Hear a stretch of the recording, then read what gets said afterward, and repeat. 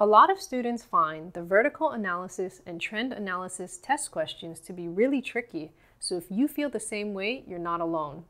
In this lesson, we want to show you some tips for how to approach them and common mistakes to avoid making. In most cases, the test question will include a financial statement of some sort, and it'll ask you to either draw a conclusion or look for a trend to explain why something is happening. In those kind of problems, there are 4 main steps that you want to try and follow.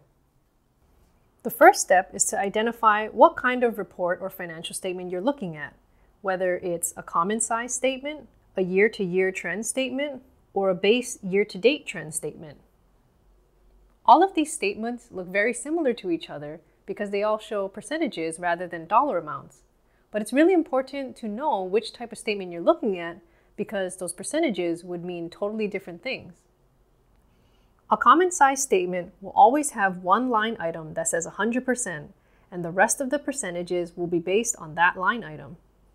A year-to-year trend statement and a base year-to-date trend statement will look indistinguishable, but the text for the problem will tell you which of the two you're working with. If it's a year-to-year statement, the statement is telling you how much a figure has changed from each year to the next. So, this, for example, means your sales are continuing to get bigger and bigger every year.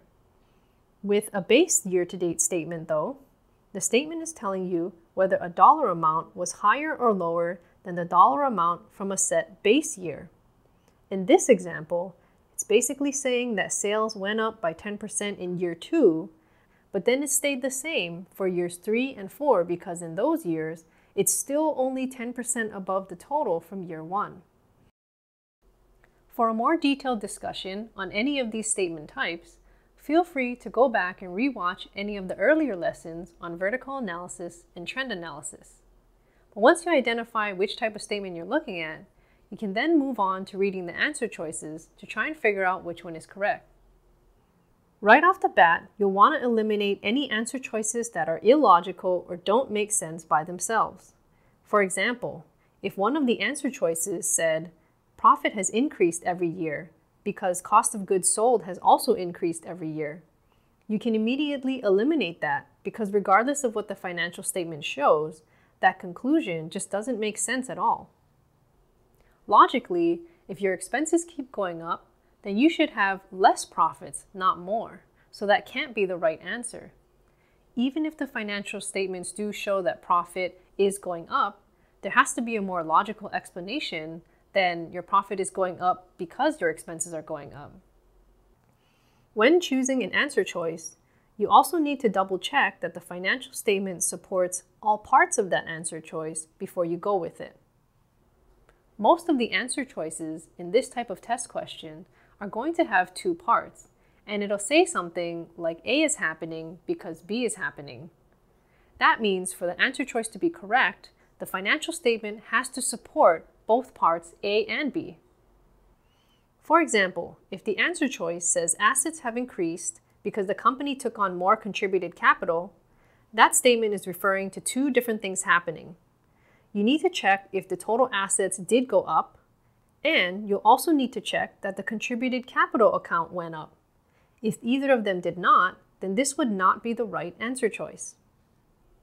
Don't rush and choose an answer just because you can see that the first half of the sentence is supported by the provided financial statements. Double check that both parts of the answer choice appear to be true based on the financial statements before choosing that as your answer. The last thing you want to do before committing to an answer choice is that you still have to read the other choices to make sure yours is the best one out of the options available. Even if your answer choice is logical and both parts of the answer are supported by the provided financial statement, it's still possible that it might not be the best answer. To give an example, let's say the answer choice says net profit has improved because the company is paying less in taxes. If the year-to-year statement shows that profits are going up in double digits every year, but the taxes are only going down by a small tiny percentage, that's not significant enough that you could say the taxes decreasing are the best explanation as to why profit is increasing so rapidly.